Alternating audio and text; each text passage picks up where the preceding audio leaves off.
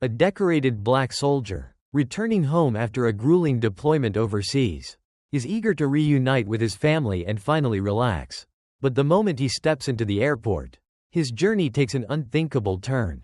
A security officer singles him out, launching an unwarranted interrogation that quickly spirals into humiliation in front of onlookers.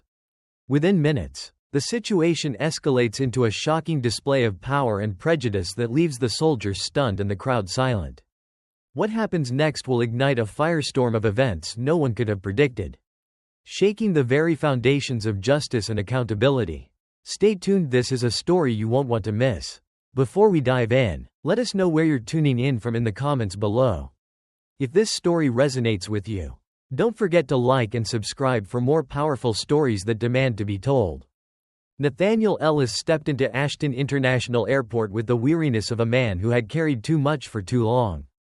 His uniform, a desert camouflaged testament to 6 months in a war zone, clung to him like a second skin, marking him as someone who had served, someone who had endured. Yet, as he moved through the bustling terminal, he realized the uniform did not command the same respect here as it did overseas.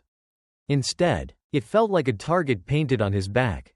The air in the terminal hummed with the monotony of everyday life, announcements of delayed flights, the rolling of suitcases, the sharp patter of hurried steps.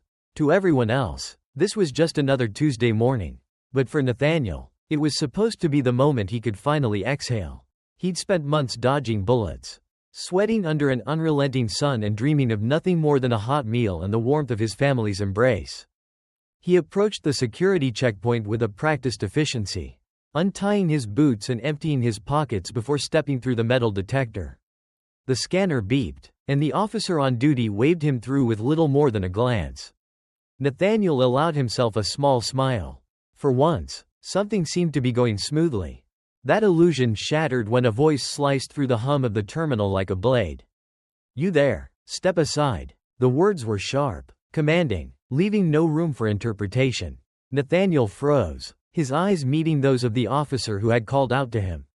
The man was stocky, his crisp blue uniform stretched tight across his chest, and his gaze was cold, assessing. Nathaniel's smile faltered, replaced by the guarded neutrality he had learned to adopt when dealing with men like this. He stepped to the side, as instructed, his movements slow and deliberate. "What seems to be the problem?" Nathaniel asked, his tone calm but firm. The officer didn't answer immediately. Instead, he took his time, letting his eyes rake over Nathaniel from head to toe. There was something in his expression, something Nathaniel had seen before. It wasn't curiosity or professionalism. It was suspicion. "Random check," the officer finally said, though his tone made it clear there was nothing random about it. Nathaniel hesitated but nodded, forcing himself to comply. He placed his belongings on the counter as the officer rummaged through them with deliberate carelessness, unfolding his neatly packed uniform and rifling through his personal effects. The officer's movements were slow, as though savoring the small display of power. "What are you doing here?" the officer asked, his voice carrying a faint edge. Nathaniel raised an eyebrow. "I'm traveling home. Just finished a deployment." The officer's lips curled into something that wasn't quite a smile. "Deployment? Huh? Didn't expect to see someone like you coming through here."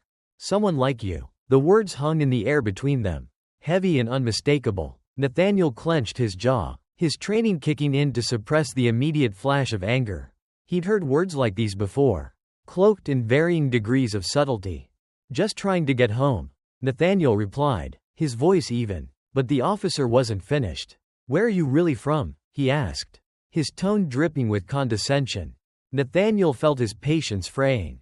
"I'm from Georgia, born and raised," he said. The officer chuckled, low and dismissive. "Georgia, huh? Figures." Nathaniel's fists tightened at his sides. But he stayed silent. This was not a battlefield where strength or skill could protect him.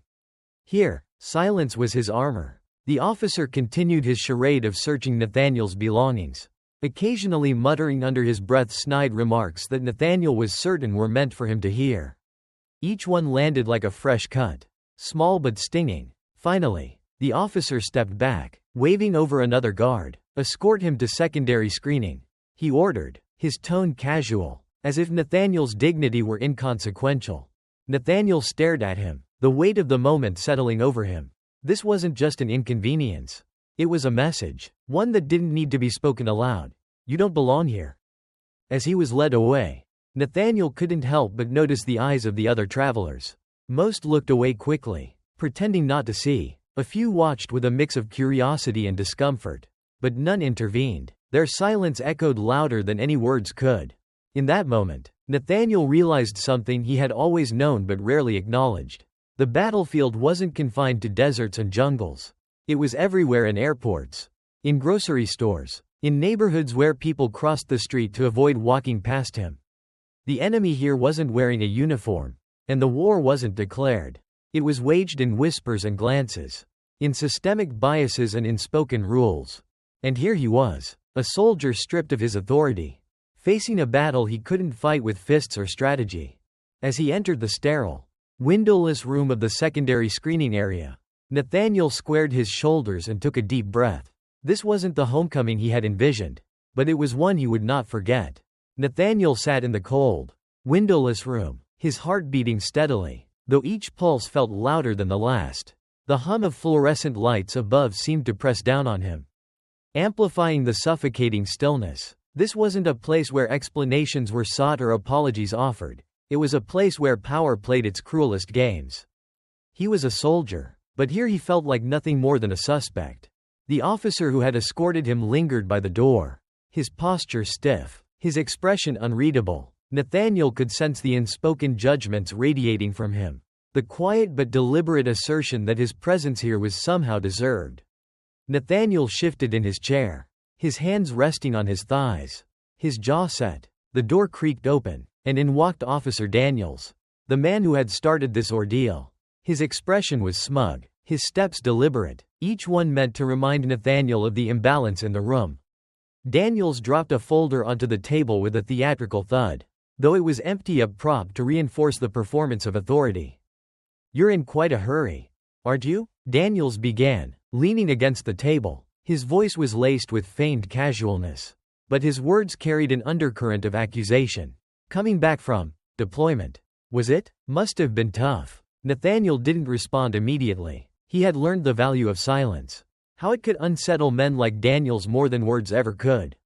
When he finally spoke, his voice was measured. "Yes, it was tough, but I made it through." Daniels smirked, his eyes narrowing. "Funny, you made it through there, but you seem to be having trouble here." The words hung in the air, their meaning as sharp as the edge of a blade. Nathaniel's gaze didn't waver. He wasn't about to give Daniels the satisfaction of a reaction. Daniels straightened, picking up the folder and flipping through its empty pages. "See, here's the thing," he said, his tone shifting to mockery. "Guys like you think wearing a uniform makes you untouchable. Like it's some kind of shield." He leaned in closer, his face inches from Nathaniel's. "But it's not here." Nathaniel felt the weight of Daniel's words, not because they surprised him, but because they didn't. He had encountered this before. The idea that his service, his sacrifices, could never quite erase the color of his skin in the eyes of men like Daniels. "What exactly are you accusing me of?" Nathaniel asked, his voice calm but firm. Daniels grinned, leaning back and crossing his arms. "Oh, I'm not accusing you of anything yet, but you've got that look like trouble waiting to happen, and I'm pretty good at spotting it." Nathaniel's patience frayed further, though he kept his composure. "The only trouble here is the one you're creating." Daniel's grin faded, replaced by a cold, hardened expression. For a moment, the room felt even smaller, the walls pressing closer. The silent officer by the door shifted uncomfortably, his gaze fixed on the floor. The door opened again, and Officer Reed entered. Her presence brought no relief, only a colder kind of tension. She surveyed the room, her expression unreadable. "What's going on here?" she asked. Her tone clipped. Daniels stepped back, gesturing toward Nathaniel with a casual wave of his hand. "Just a routine screening. He's been less than cooperative." Reed's eyes flicked toward Nathaniel, and for a brief moment, he saw something in her expression, a flicker of doubt, perhaps, or recognition, but it was gone as quickly as it appeared. "Handle it quickly," she said, turning to leave. "We don't need any disruptions." And just like that, she was gone, her indifference lingering in the room like a stale odor. Nathaniel watched her leave, a bitter taste rising in his throat. The system was as much about complicity as it was about action. Daniel's behavior was despicable, but Reed's silence felt like a betrayal. He had seen this dynamic before, how the loud voices of oppression thrived on the quiet compliance of those who knew better but chose to look away. Daniels returned his attention to Nathaniel, his grin reappearing. "Looks like you're on your own, soldier." The words stung, not because they were true, but because they underscored a reality Nathaniel had fought to deny. He wasn't alone, not in the literal sense, but in this moment, surrounded by silence and indifference. He felt the full weight of his isolation. He was tired of the games, the power plays, the constant need to prove himself worthy of basic decency. But tired wasn't the same as defeated.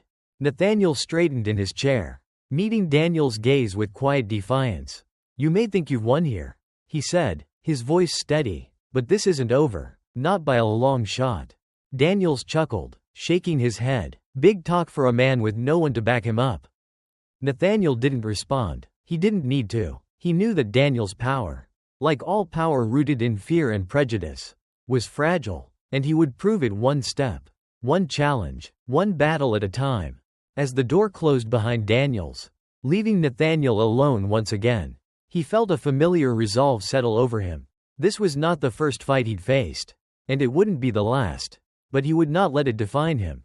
The fluorescent lights hummed above, their droning rhythm a cruel reminder of the world outside this room, a world that was far from just, far from equal. But Nathaniel had faced worse, and he would face this too. The minutes stretched into an eternity as Nathaniel sat alone in the room. The silence as oppressive as the walls surrounding him. The fluorescent lights above buzzed faintly, their sterile glow casting long shadows across the table. He shifted in his chair, trying to ease the tension building in his shoulders. But the room's emptiness offered no relief. He thought about his father, a man who had fought for civil rights in the 1960s. Whose voice had joined countless others in marches that sought to dismantle barriers invisible yet undeniable.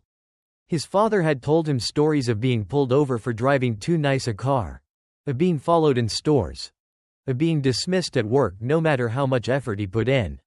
Nathaniel had grown up believing he could escape that legacy, that wearing his country's uniform might grant him a reprieve. Today proved otherwise. The door opened with a sudden creak, jolting Nathaniel from his thoughts. Officer Daniels walked in again, his expression unreadable but his posture brimming with the kind of confidence that comes from wielding unchecked authority. This time, he wasn't alone. A second officer trailed behind him, a younger man with nervous eyes that darted around the room as if searching for an escape route. "Corporal Ellis," Daniels began, his tone mocking as he emphasized the title. "Since you seem so intent on sticking around, we've decided to take a closer look." The younger officer stepped forward hesitantly, holding a small device in his hands. Nathaniel recognized it immediately, a handheld scanner designed to detect explosives or contraband. "This is ridiculous," Nathaniel said, his voice low but steady. "You've already gone through my bags. What exactly are you looking for now?" Daniels smirked, crossing his arms. "Cooperation would be a good start. But hey, if you've got nothing to hide, then you've got nothing to worry about. Right?" It was a trap, a rhetorical snare designed to strip Nathaniel of his dignity no matter how he responded. If he complied, he was admitting to guilt that didn't exist. If he resisted, he'd confirm the baseless suspicions Daniels had cast on him. The younger officer approached, his hands trembling slightly as he waved the scanner over Nathaniel's body. The device beeped intermittently, though Nathaniel knew it wouldn't find anything. Still, the act itself felt invasive. An unnecessary display meant to humiliate him further. Nathaniel clenched his jaw but remained still. He had faced worse in the field, situations where a single wrong move could mean life or death. But this was different. This was personal. When the scanner passed over Nathaniel's chest, it let out a shrill, unexpected beep. Daniel's smirk widened. "What do we have here?" Daniel said, leaning in like a predator circling its prey. Nathaniel's heart raced as he watched the younger officer pull something from his chest pocket, a small silver medal attached to a ribbon. It was his Distinguished Service Medal, awarded for bravery during a firefight that had saved the lives of 2 civilians and his squad. Daniels held the medal up between his fingers, inspecting it as if it were counterfeit. "What's this supposed to be?" he sneered. Nathaniel's voice was tight with controlled anger. It's my service medal. For valor. Daniels let out a short, bitter laugh. Valor. Huh? Isn't it funny how the military hands these things out like candy these days? The words cut deeper than Nathaniel expected. Not because he believed them, but because they were spoken with such casual malice. Daniels wasn't questioning the medal, he was questioning Nathaniel's right to wear it. The younger officer shifted uncomfortably, his gaze flickering to Nathaniel before quickly looking away. Nathaniel wondered if the man saw the injustice of the moment or if he simply didn't have the courage to confront it. This isn't about security, Nathaniel said, his voice rising slightly. This is about power. You're doing this because you can, not because there's a reason to. Daniel's smirk faltered for a fraction of a second before returning in full force. Careful, soldier. You're starting to sound insubordinate. Nathaniel stood, his height forcing Daniels to take a small step back. He locked eyes with the man, his expression calm but unyielding. I've spent years defending this country. I've risked my life for people like you. And this, he gestured around the room. This is how you treat me? Like I'm less than human? Daniels bristled, his bravado faltering under the weight of Nathaniel's words. But before he could respond, the door opened again, and Officer Reed walked in. She paused, taking in the scene, the medal in Daniel's hand, Nathaniel's defiant stance, the younger officer's unease. For a brief moment, her expression flickered with something akin to guilt, but it was gone as quickly as it came. What's going on here? She demanded, her tone sharp. Routine inspection, Daniels replied smoothly, though the smugness in his voice had diminished. Reed's gaze shifted to Nathaniel, and for a moment, they locked eyes. He saw something there, a conflict she was trying to suppress, a decision she had yet to make. Is he clear? She asked, her voice cold but not unkind. Daniels hesitated, his bravado cracking further. Yeah, he's clear. Reed nodded, stepping aside to let Nathaniel leave. You're free to go, she said, her tone neutral. Nathaniel stared at her for a moment, his body rigid with unspent anger. He wanted to say something, to demand an apology, to call out the injustice of what had just happened, but he knew it would fall on deaf ears. Instead, he picked up his belongings and walked out, his steps measured and deliberate. As he left the room, Nathaniel felt the weight of what had just transpired pressing down on him. This wasn't just about Daniels or Reed. It was about a system that allowed people like them to operate unchecked. A system that thrived on the silence of bystanders and the complicity of those in power.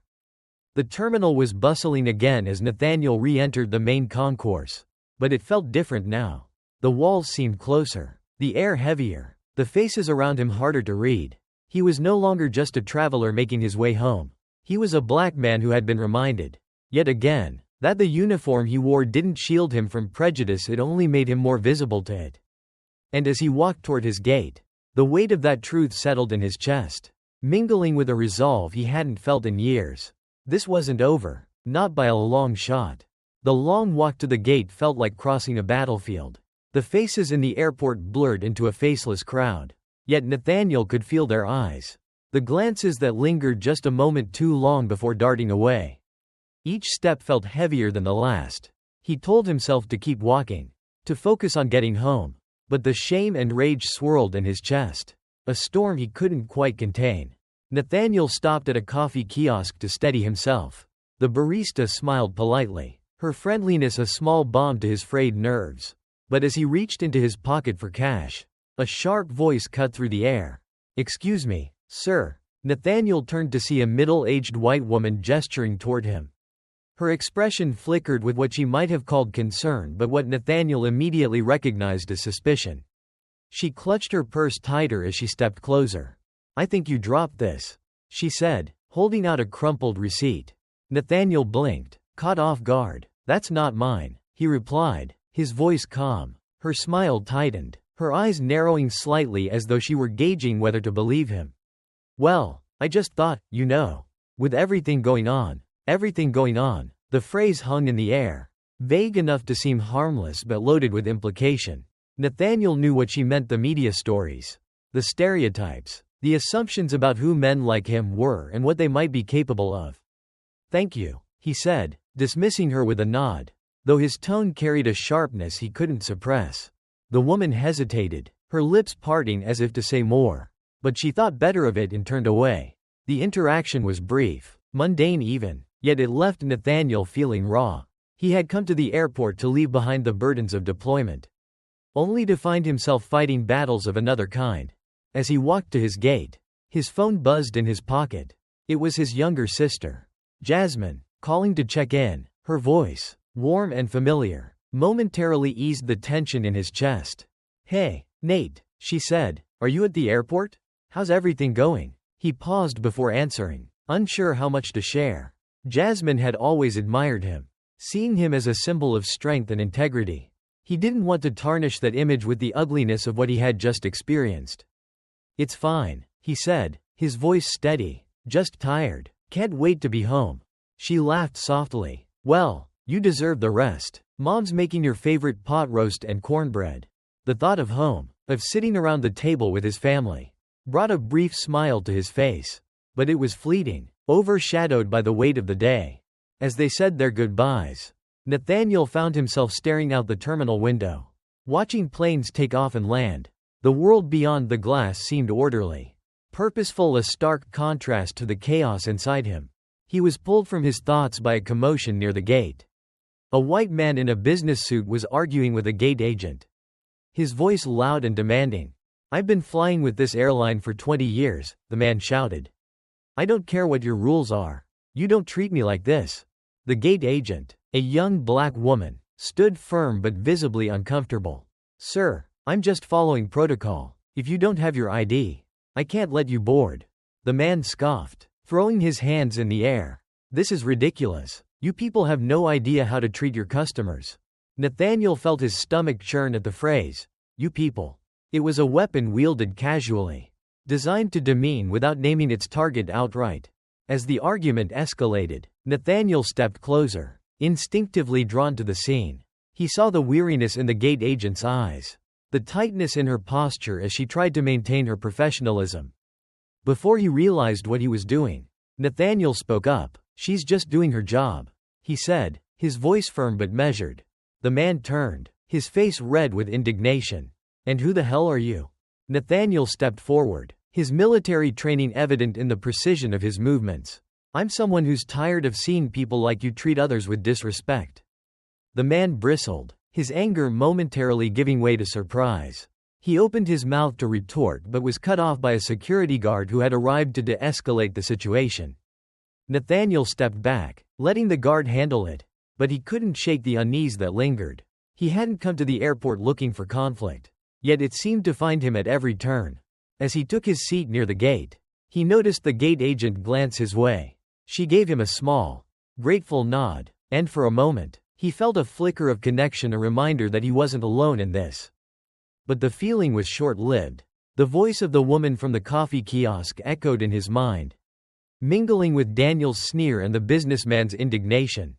These moments weren't isolated, they were threads in a larger fabric, one woven tightly around the lives of people like him. Nathaniel closed his eyes, the weight of it all pressing down on him. He had spent years fighting for a country that seemed determined to remind him he didn't fully belong. Yet, even as doubt crept in, so did resolve. This fight wasn't new, and it wasn't one he could walk away from. Not at the airport, not in his hometown, not anywhere. The battlefield had changed, but the stakes remained the same. And Nathaniel Ellis wasn't the kind of man to back down. Nathaniel sat in his assigned seat by the window, his fingers tracing invisible lines along the edge of the armrest. The plane wasn't full yet, but he could feel the weight of the stares, subtle and fleeting, from passengers as they walked down the aisle. It wasn't overt hostility, no one said a word, but the tension was palpable. An unspoken verdict rendered against him simply for being there. He adjusted the military patch on his duffel bag, a subconscious move, as though the insignia could shield him from their assumptions. But instead of pride, he felt an unfamiliar bitterness. The uniform he wore, the sacrifices it represented, seemed meaningless here. To them, he wasn't a soldier, he was something else entirely. A shadow cast by their own fears. A middle-aged woman in a neatly pressed blazer stopped at his row. She hesitated for a fraction of a second before placing her bag in the overhead bin and sliding into the seat beside him. Nathaniel offered her a polite nod, but her return smile was tight, Forced, she adjusted her purse in her lap as though it needed protecting. The pre-flight announcements began, but Nathaniel barely registered them. His mind was elsewhere, replaying the events of the day, the humiliation, the questions, the subtle ways the world had told him he didn't belong. He thought about how it mirrored his father's stories. The struggles of a man who had been denied loans, promotions, and respect, despite his unwavering dignity. And now, decades later, the battlefield had shifted, but the fight remained the same. The plane took off, and Nathaniel tried to focus on the rhythmic hum of the engines. The flight attendant began her rounds. A young blonde woman with a bright, rehearsed smile. She leaned over to the woman beside Nathaniel first. "Would you like something to drink, ma'am?" "Just water, please," the woman replied, her tone warm and engaging. The flight attendant nodded, handed her a bottle of water, and then turned to Nathaniel. The smile faltered, replaced by something harder to place: curiosity. "Maybe, or caution. And for you, sir?" she asked, the warmth notably absent. "Coffee. Black," Nathaniel said evenly. She nodded but didn't make eye contact as she moved on to the next row. Nathaniel watched her interact with the other passengers. Her demeanor shifting, becoming more relaxed, more human. He wasn't surprised, but the sting of it was no less sharp. The woman beside him must have noticed his silence because she suddenly turned to him. Her voice cautious but curious. "So, where are you coming from?" "Deployment," Nathaniel replied curtly, unsure if he wanted to engage. "Oh," she said, blinking rapidly, as though trying to recalibrate her assumptions. "Thank you for your service." The words sounded sincere, but they carried an undercurrent he couldn't ignore, a mix of surprise and awkwardness. As though his presence in uniform didn't quite compute with her initial impression of him. "You're welcome," he replied, keeping his tone neutral. She hesitated, then added, "It must be difficult, what you do, being away from home, I mean." Nathaniel looked at her, studying her carefully. He wondered if she meant well, or if this was an attempt to bridge the gap between her assumptions and the reality she now faced.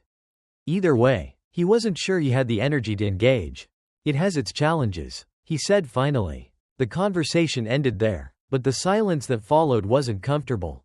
It hung between them, heavy with the unspoken. Nathaniel returned his gaze to the window, watching the clouds roll by, but his thoughts churned restlessly. Midway through the flight, the same flight attendant returned, this time with a tray of drinks. She handed Nathaniel his coffee, but as she did, her fingers brushed against his, and she quickly recoiled, almost dropping the cup. "Sorry," she muttered, her face reddening. Nathaniel said nothing, but he could feel the eyes of the woman beside him, and perhaps others, watching the interaction. It was a small thing, easily dismissed, but it carried weight. The subtle recoil, the unintentional flinch, it spoke volumes. It wasn't about the coffee or the flight attendant's clumsiness. It was about the quiet, pervasive fear, the deeply ingrained reflexes that told her he was other, and therefore dangerous. As the flight continued, Nathaniel couldn't shake the sense of being out of place, as though he had boarded a plane meant for someone else. The uniform that should have marked him as a protector seemed instead to make him a target. An anomaly. He thought about the countless men and women like him who had faced similar moments. Their contributions and humanity overlooked because of the skin they wore. When the plane landed, Nathaniel waited as the other passengers disembarked, not wanting to jostle through the crowd. As he stepped into the aisle, the flight attendant was there. Her smile returned but still strained. "Have a good day, sir," she said, her voice professional but distant. Nathaniel nodded, the words hollow in his ears. He walked through the terminal, his mind heavy with the contradictions of the day, the way he could be both visible and invisible, respected and dismissed, honored and feared. Outside, the world carried on as if nothing had happened. Travelers hurried to their destinations, luggage rolling behind them, oblivious to the battles unfolding around them. Battles fought not with weapons but with glances, assumptions, and silences. Nathaniel stood still for a moment, letting the cool air hit his face. He thought about his family waiting for him, about the dinner that would be warm and familiar. But he also thought about the weight he carried, a weight not just his own but shared by generations before him and, he feared, by generations yet to come.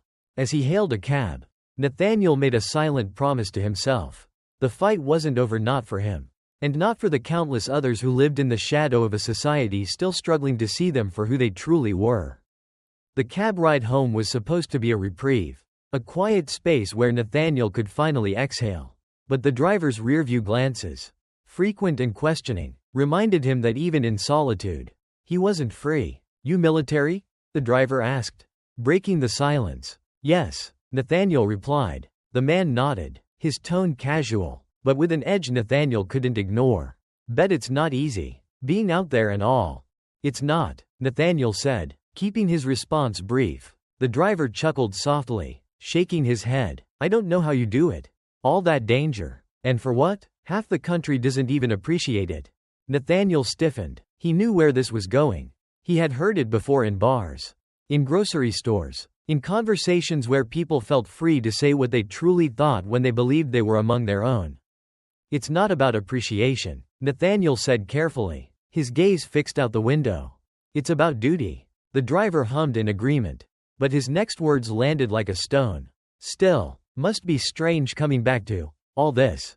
You see what's going on out here, right? People acting like victims all the time. Everyone's got an excuse these days." Nathaniel turned his head sharply, meeting the driver's eyes in the mirror. The man flinched slightly but didn't stop talking. "I mean, no disrespect or anything," the driver continued, his tone defensive now, "but some folks just don't know how good they have it. You're out there risking your life. And back here, they're crying over nothing." Nathaniel felt his chest tighten, the familiar heat rising in his veins. He wanted to tell the man exactly what he thought of his ignorance. To remind him that the so-called crying he dismissed so easily came from people fighting for their very humanity. But instead, Nathaniel bit his tongue. He had learned long ago that these arguments rarely ended in understanding. They only reinforced the divide. The rest of the ride passed in tense silence. And when they reached his family's house, Nathaniel handed the driver cash without a word. The man hesitated as if expecting a tip. But Nathaniel's stony expression made it clear he wouldn't get one. As the cab pulled away, Nathaniel stood on the sidewalk, the familiar warmth of home just a few steps away. The porch light was on, a small beacon against the growing night. Inside, he could hear faint laughter, the clatter of dishes, sounds of normalcy, of comfort. But as he walked up the steps, his chest tightened. He didn't want to bring the weight of the day into this space. He didn't want his family to see the weariness in his eyes or the anger that simmered just beneath the surface. He paused at the door, taking a deep breath before stepping inside. "Look who's here," his mother's voice rang out, filled with joy. She wiped her hands on a dish towel and pulled him into a tight embrace. The familiar scent of her cooking, a mixture of spices and roasted meat, filled the air. "You're just in time," his sister Jasmine called from the dining room. "Mom's been driving us crazy waiting for you." Nathaniel forced a smile as he set his duffel bag down. The warmth of their welcome was genuine, but he felt like an outsider looking in. He joined them at the table, listening to their stories and laughter. But his mind was elsewhere.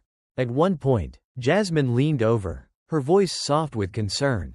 "You okay, Nate? You seem quiet." He nodded quickly, not trusting himself to speak. But as the night wore on, the weight of the day grew heavier. Finally, his father spoke, his deep voice cutting through the noise. "Son," he said, his gaze steady, "what's on your mind?" Nathaniel hesitated, his eyes scanning the table. He saw the concern etched on his mother's face, the curiosity in Jasmine's expression, and the quiet understanding in his father's eyes. "It's nothing," Nathaniel began, but his father raised a hand, stopping him. "Don't say it's nothing," his father said firmly. "You've been carrying something all night. Let it out." The room fell silent, all eyes on Nathaniel. For a moment, he considered brushing it off, keeping the burden to himself. But then he remembered his father's stories, the way he had always spoken openly about his struggles, even when it hurt. So Nathaniel began to speak. He told them about the security checkpoint, about Officer Daniels and the humiliations he had endured. He described the woman on the plane, the flight attendant, the cab driver, all the subtle, cutting moments that had defined his day. By the time he finished, his voice was tight with emotion, and the room was heavy with silence. His mother wiped at her eyes, while Jasmine looked down at her plate, her expression troubled. His father was the first to speak. "Son," he said, his voice steady but filled with sorrow, What you're feeling. I know it well. Nathaniel looked at him, his frustration boiling over. But why, Dad? Why is it still like this? You marched. You fought. Isn't it supposed to be better by now? His father sighed deeply, leaning back in his chair. Better? Maybe. But better doesn't mean fixed. This country has a way of pretending the wounds are healed when they're just covered up. People want to move on without doing the work. Nathaniel clenched his fists. So what's the point? If nothing changes, then why fight at all? His father's gaze hardened, his voice sharpening. Because every step forward matters. Every fight matters. You think I didn't want to give up? You think I didn't feel this same anger? This same doubt? But I kept going because I had to. Because of you. And now it's your turn. The words hit Nathaniel like a blow.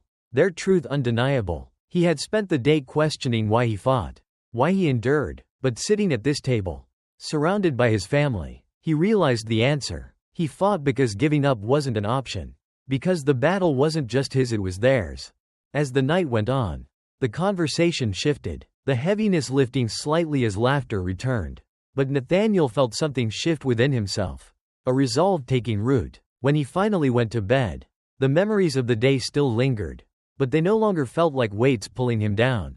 Instead, they felt like fuel, driving him forward. This fight wasn't over. Not for him, not for his family, and not for the countless others who carried the same burden. And Nathaniel Ellis wasn't the kind of man to quit. The next morning, Nathaniel woke before dawn, the faint light of a rising sun casting long shadows across his childhood bedroom. The walls were still adorned with remnants of his youth, faded posters of jazz legends, medals from track meets, and a photograph of him in his JROTC uniform. The grin on his younger face wide and confident. That boy had believed the world could be conquered with hard work and determination. Today, Nathaniel wasn't so sure. He dressed quietly, slipping out of the house before his family woke. He needed space to think, to breathe, and the streets of his old neighborhood felt like the right place to start. The air was crisp, carrying the scent of wet grass and the faint tang of smoke from a neighbor's wood-burning stove. He walked slowly, his boots crunching on the pavement, each step carrying the weight of the previous day. The neighborhood had changed, but only slightly. New cars sat in driveways, and some houses had been repainted, but the essence of the place remained. It was the kind of place where the past lingered in plain sight, whispering stories to those who knew how to listen. As Nathaniel rounded a corner, he saw the old barbershop where his father used to take him. The paint on the sign was peeling, but the place was still open, its windows fogged from the heat inside. He paused for a moment, staring at the familiar sight, before stepping through the door. The shop was empty except for the barber, Mr. Clarence, a man who had been cutting hair in this neighborhood for nearly 40 years. His skin was the color of deep mahogany, his hands steady despite the tremor of age. He looked up as Nathaniel entered, his face breaking into a warm smile. "Well, if it isn't young Ellis," Mr. Clarence said, gesturing to the chair. "Come on in, boy. Been a long time." Nathaniel smiled faintly, taking a seat. The leather chair creaked beneath him, its worn surface molded by decades of conversations and laughter. As Mr. Clarence draped the cape over him, the familiar snip of scissors began to fill the room. "Been home long?" Clarence asked, his voice rich with curiosity. "Just got in yesterday," Nathaniel replied. Clarence nodded knowingly. "And how's it feel, coming back?" Nathaniel hesitated, unsure how much to share. "It feels complicated," he said finally. Clarence chuckled softly, the sound low and understanding. "Boy, that's life for us, ain't it? Always complicated." Nathaniel didn't respond, but the words settled in his chest, heavy and true. As Clarence worked, Nathaniel found himself speaking without thinking, the words spilling out in fragments. He told Clarence about the airport, about Daniels, about the quiet humiliations that seemed to follow him like a shadow. The barber listened without interrupting, his hands steady as he trimmed and shaped Nathaniel's hair. When Nathaniel finished, Clarence set down his scissors and leaned on the counter, his eyes meeting Nathaniel's in the mirror. "You know," Clarence said, his voice slow and deliberate, "I've been here long enough to see the same story play out 100 different ways. You think what happened to you is new? It's not. It's just dressed up in new clothes, hiding behind new excuses. But at its heart, it's the same thing your daddy fought. The same thing I fought. The same damn thing. Nathaniel nodded, his throat tightening. He had known this, of course, but hearing it aloud made it harder to bear. Clarence continued, his tone softening. But let me tell you something. Boy, the reason we keep fighting, the reason we don't just roll over and give up, is because every time we push back, we chip away at it. Might not feel like much, but it matters. You matter. Don't you ever forget that. Nathaniel swallowed hard, the weight of Clarence's words settling over him. He didn't feel like he mattered, not after everything he'd endured, but he wanted to believe it, to hold on to that hope, fragile as it was. When Clarence finished, Nathaniel stood, reaching for his wallet, but Clarence waved him off. This one's on me, he said firmly. Consider it a welcome home. Nathaniel nodded his thanks, his voice too thick with emotion to speak. As he stepped back into the morning light, the air felt different, crisper, fuller, as though the world had shifted slightly on its axis. He continued walking, his path aimless but purposeful. He passed the church where his mother still sang in the choir, its stained glass windows glowing softly in the early sun. He passed the corner store where he used to buy candy as a boy, the owner now replaced by a younger man who nodded politely as Nathaniel walked by. Every step reminded him of the history embedded in these streets, the joys and struggles, the quiet acts of resistance that had built the foundation for his family's survival. He thought about his father's words the night before, about the importance of every fight, every step forward, and he thought about Clarence's reminder, you matter. Nathaniel paused at the edge of the neighborhood park, watching a group of children chase a soccer ball across the damp grass. Their laughter rang out, clear and unburdened, a stark contrast to the weight he carried. He envied them, their innocence, their freedom, but he also felt a spark of determination. Those children deserved a world where they wouldn't have to carry the same burdens he did. As the sun climbed higher in the sky, Nathaniel turned and began walking back home. He didn't have all the answers, and the road ahead still felt impossibly long. But for the first time in days, he felt something he hadn't allowed himself to feel: hope. It wasn't loud or triumphant.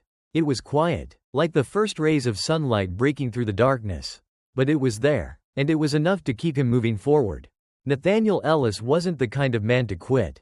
And today, more than ever, he knew why. The church bell rang out in the late morning air, its chimes steady and deliberate, marking the passage of time in a neighborhood that clung to its routines. Nathaniel walked toward the small brick building, its steeple rising modestly against the sky. This was where his mother sang every Sunday, her voice rising above the congregation with a power that had comforted him since childhood. He hadn't planned to come today, but something in him needed this place, this moment of stillness. Inside, the sanctuary was bright with sunlight streaming through the stained glass windows, casting fragments of color across the wooden pews. The congregation greeted him warmly, some shaking his hand, others simply nodding in recognition. They called him Brother Ellis and son, their words laced with pride and affection. Here, among these faces, Nathaniel felt a fleeting sense of belonging. But even in this sacred space, the weight of the world lingered. He saw it in the lines of the older men's faces, in the way the women held their children a little closer, their gazes wary even as they smiled. This community had endured generations of struggle, and though they had built something strong, the scars of the fight were everywhere. Nathaniel sat near the back, his head bowed, not in prayer but in reflection. The events of the past week played in his mind like a film on repeat: the accusations at the airport, the stares on the plane, the driver's thinly veiled condescension. He thought of Daniel's sneer, the way it seemed to encapsulate every unspoken insult he'd faced since he was a boy. And he thought of his father's words, "Every fight matters." The service began, the choir's voices swelling in harmony, filling the space with a sound that was both mournful and triumphant. Nathaniel closed his eyes, letting the music wash over him. It reminded him of something his mother had often said: "Singing is how we tell the truth when words aren't enough." When the sermon began, Pastor Warren stepped to the pulpit, his presence commanding yet gentle. He was an older man, his gray hair cropped close, his voice rich with the cadence of the South. He looked out over the congregation, his eyes landing briefly on Nathaniel before he began. "Brothers and sisters," Pastor Warren said, "today I want to talk about burdens, about the weight we carry and how we find the strength to bear it." Nathaniel sat up straighter, his chest tightening. The pastor's words seemed to reach directly into the quiet storm that had been raging within him. We all carry something, Warren continued. Some of us carry grief. Some of us carry shame. And some of us carry the heavy, unrelenting weight of being unseen, unheard, and undervalued in a world that claims to be just. That weight, my friends, is not just personal, it's generational. It's the echo of chains long broken but never forgotten. The congregation murmured in agreement, their voices low and reverent. Nathaniel felt his hands clench into fists, his emotions too raw to contain. The pastor's words were true, painfully, achingly true. But here's what I want you to remember, Warren said, his voice rising. The weight we carry does not define us. It does not diminish our worth. In fact, it is proof of our strength, proof of our resilience, because every time we stand back up, every time we speak our truth, every time we refuse to let the world's injustice make us bitter, we are fighting back. We are declaring, you cannot break me. The congregation erupted in amens and hallelujahs, their voices lifting in unison. Nathaniel felt something stir deep within him, a mixture of anger, hope, and determination. He thought of the quiet moments of defiance he had witnessed, the small acts of resistance that often went unnoticed. They were all part of a larger tapestry, a collective effort to push back against a world that tried to deny their humanity. When the service ended, Nathaniel lingered in the pew as the congregation filtered out. Pastor Warren approached him, his steps slow but deliberate. Brother Ellis, Warren said, his voice warm, it's good to see you. Nathaniel nodded, his throat tight. Thank you, Pastor. Your words today, they meant a lot. The older man studied him for a moment, his gaze steady. You've been carrying something heavy, haven't you? Nathaniel exhaled, the question cutting through his defenses. Yeah, he admitted, I have. Warren placed a hand on his shoulder, his grip firm but comforting. You're not alone, son. None of us are. And whatever you're facing, remember this. Your story matters. Your voice matters. Don't let anyone make you believe otherwise. Nathaniel nodded, the words sinking in. He left the church feeling lighter. Though the road ahead still felt daunting, he knew the fight wasn't over. But for the first time in days, he felt a glimmer of clarity. That evening, Nathaniel sat at the kitchen table with his family. His mother hummed as she washed dishes. Jasmine teased him about his haircut, and his father shared stories about his own battles against discrimination. The air was warm with love and familiarity, a stark contrast to the cold indifference he had faced just days before. As the conversation shifted, Nathaniel reached for his phone.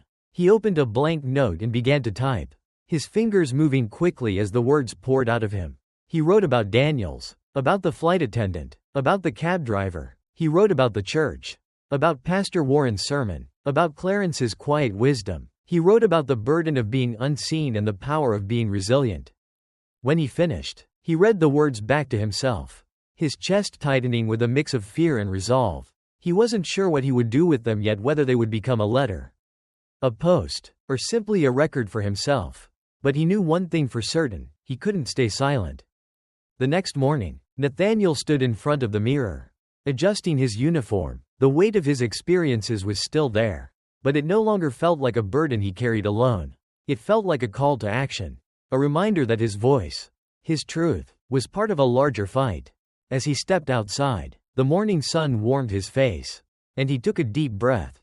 The world hadn't changed overnight, but Nathaniel had. He was no longer just a soldier returning home, he was a man determined to fight not just for his country, but for the ideals it claimed to uphold. And as he walked down the street, his steps steady and deliberate, he knew one thing for sure, the fight was far from over. But he was ready for it. Nathaniel Ellis wasn't just surviving, he was rising.